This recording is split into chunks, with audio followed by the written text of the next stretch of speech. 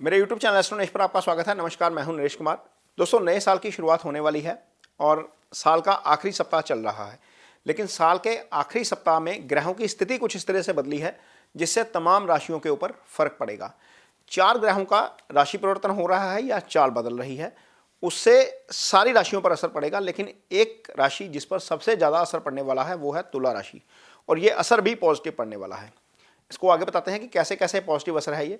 25 दिसंबर को सुबह शुक्र ने चाल बदली है और शुक्र ने राशि बदली है और शुक्र मंगल की वृश्चिक राशि में आ गए हैं। अब तुला राशि के लिए ये कैसे फायदेमंद है? तुला राशि के लिए जो है शुक्र वो दूसरे भाव में चले गए हैं। दूसरा भाव धन का भाव होता है और शुक्र का दूसरे भाव में गोचर करना शुभ माना गया है। होरा प्राशर शास्त्र के मुताबिक शुक्र का दूसरे भाव का गोचर शुभ होता है, तो ये तुला राशि के लिए पहला ग्रह है जो शुभ फल लेकर आ रहा है। इसका असर आपको नए साल में ही नजर आएगा। आप देखिएगा बहुत सारी चीजें जो है आगे समाप्त करते हैं कैसे कैसे आपको जो है वो असर नजर आएगा। इसके बाद मंगल का राशि परिवर्तन होगा।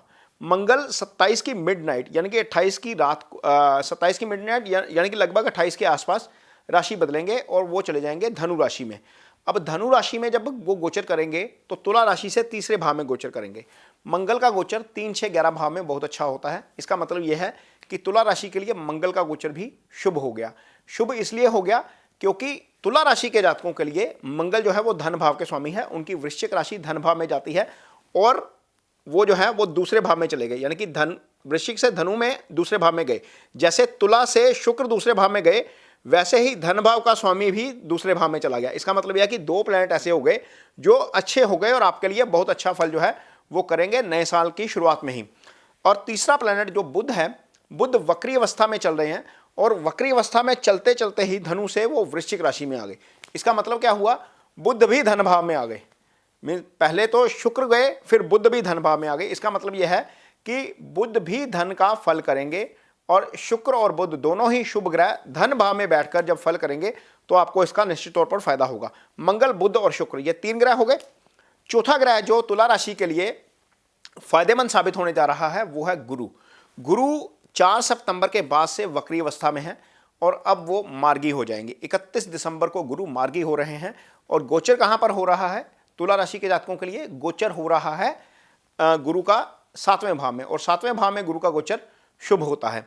तो गुरु जब 7वें भाव में बैठते हैं तो 3 भावों के ऊपर उनकी दृष्टि जाती है। एक है 11वां भाव, जहां से हम एलिवेशन देखते हैं, तरक्की देखते हैं, आय वहीं से आती है। आय का जो भाव है वो गुरु के प्रभाव में आ गया। धन का भाव जो है बुध और शुक्र के प्रभाव में आ गया। यानी कि तीनों प्लैनेट, शुभ प्लैनेट किसी ना किसी तरीके से तुला राशि के लिए धन और आय का काम करेंगे। यानी कि जो स्थिति बन रही है नए साल में, जो 3 पॉजिटिव प्लैनेट हैं, जो चौथा प्लैनेट वैसे मंगल नेगेटिव प्लैनेट है, उनको पाप ग्रह बोलते हैं, लेकिन उसका गोचर भी आपके लिए शुभ हो गया।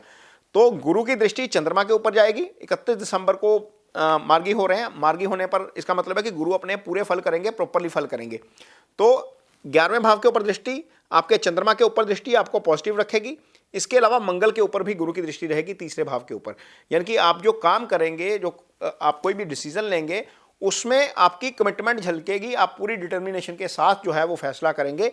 ये आपके लिए बहुत अच्छा होने जा रहा है। इसका मतलब यह है कि 4 ग्रह ये हो गए। और जब हम 1 जनवरी की कुंडली खोलते हैं तो वहां पर सिंह राशि में चंद्रमा आ रहे हैं। तो पहले 1 दिसंबर का गोचर चंद्रमा का वो भी आपके लिए शुभ है। तो एक हफ्ते में 4 ग्रह, 4 तो बड़े ग्रह हो गए, चंद्रमा भी क्योंकि कारक है हर चीज का, वो भी आपके लिए 11वें भाव में चला गया। इसके ऊपर गुरु की दृष्टि भी रहेगी। तो निश्चित तौर पर तुला राशि के लिए ये चारों ग्रह आने वाले साल में, आने वाले की साल जो है की शुरुआत है वो अच्छी करवाएंगे। आपको इससे फाइनेंशियली बहुत फायदा होने जा रहा है। बहुत सारी चीजों में फायदा होगा, लेकिन फाइनेंशियली इसमें ज्यादा मैटर नजर आ रहा है क्योंकि गुरु की दृष्टि आय भाव के ऊपर है, धन भाव के ऊपर बुध और शुक्र का गोचर है और ये दोनों शुभ ग्रह हैं।